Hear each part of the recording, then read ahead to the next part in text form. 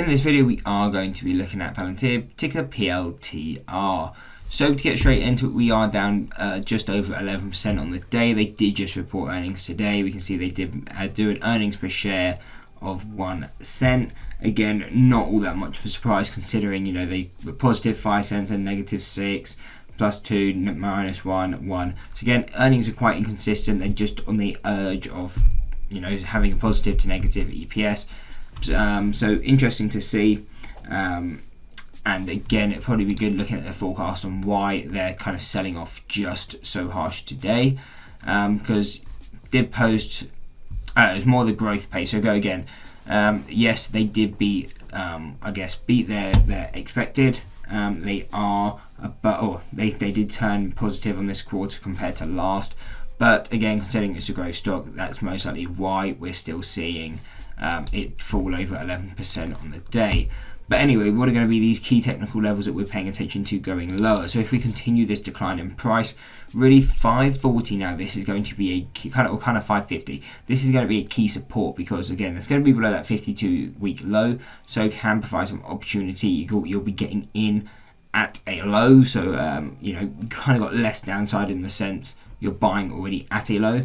But it's also a statistical mean on the 1-year chart and also our first deviation on the 6-month chart. So really, we are kicking in many reasons for entry kind of coming into this level. Be watching how volume increases coming into this level if we continue to fall to here, because I definitely think there are some good trading opportunities. And at a minimum, we could be looking for a target back to around 730. So I mean, looking for that kind of move, you can be looking for around a 36% upside. That's just on shares. Again, you can have quite a tight stop on here. To be, you know, you could be quite conservative and have a stop maybe below like 520, so you'll be risking, you know, 3.5%. But I mean, if you want to give this play a bit more room to play out, you know, you could even have one just below $5. You'll be risking, you know, 7% on the shares, but for 36% upside. Again, you'll probably have to do smaller position sizes due to that, but there's definitely some good risk to reward depending on how you want to look to trade this. And again, this could be a trade if you can find the options coming out quite cheap. It could be a good one just to play through the options. But again, doing your own research, these are just levels where we expect volume to increase and we expect big movements to start happening. How you trade it is completely up to you if you trade it at all. If we continue though to fall in price, what are other supports we're looking at? And that's going to be 350. Going lower will be $1.70 and going to the final one around $1.10. So again, these key supports we're looking at, this is where we expect volume to increase.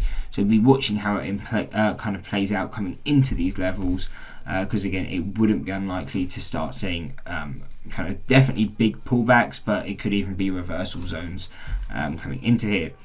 Now, if we start to increase in price, what the key resistances, we have 914 / kind of 975. These are our first deviations.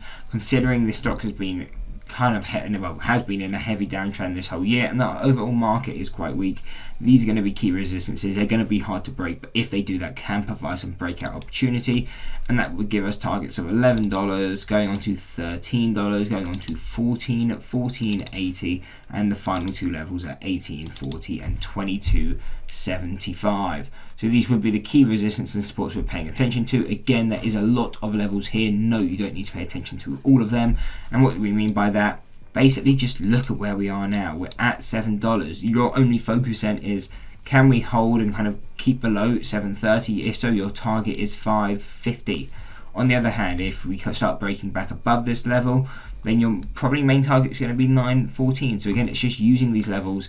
You only really need to pay attention to where you are now and kind of the two closest levels in either direction. So as of right now, 914, 730, and kind of 550. These are the only levels you need to pay attention to. Once you break one of these, then you can be shifting your focus. If we come down to the 540, are we going to get that bounce? That's your focus. If you do, then you could be looking for a play to 730. On the other hand, if we come down to this level, start to break below, come back to retest it as a resistance, then again, your main target and your main focus is then going to be down to 350. So that's how you use these levels. Again, you don't need to pay attention to all of them, yes, because there is a lot. You'll be overwhelmed if you try and trade all of these levels or pay attention to all of them.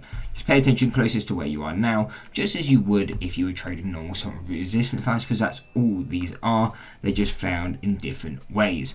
Anyway, hope you enjoyed the breakdown. If you did want to drop a like and subscribe and check out one of these two analysis videos.